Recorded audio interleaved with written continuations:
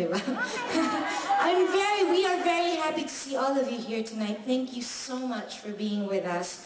I know that it was so hard to get here because it was snowing almost the whole day, right? Actually, we started up with a beautiful day. It was sunny and, you know, and then suddenly there was snow.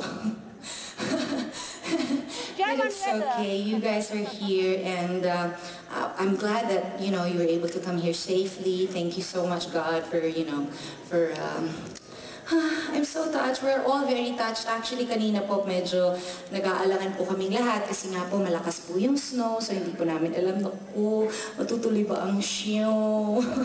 May snow. Hirap kami kanina. But then, we were all looking at yung may malaki pong bintana dun eh. At kami nakatingin doon. Ayan na, may tatlo pa! Ay, may bus! Binilang pa nila isa-isa yun. Oh, 35! Tita Girlie, andyan ang talas ng mata ni Tita Girlie. Binibilang na talaga. Ayan, naku, may aso pang dala. Counted yan. No, but really, you guys, we are so happy that you're here tonight. Thank you very, very much. Anyway, since medyo, ano bang tawag dyan? Snowstorm. Ano bang tawag dyan? Sa amin, bagyo lang yan eh. Tubig din yan eh. Diba? Bagamat na bagyo.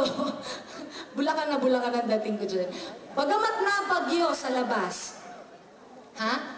Dito po sa loob, medyo warm ang ating feeling. Hindi dahil sa, bukod sa meron tayong heater, meron po kami hinandang magandang show para sa inyong lahat. And we hope that you guys will enjoy tonight para naman po pag-uwi nyo o pagtulog nyo sa hotel nyo, medyo sabihin nyo, buti na lang nagpunta kami. Hindi ba?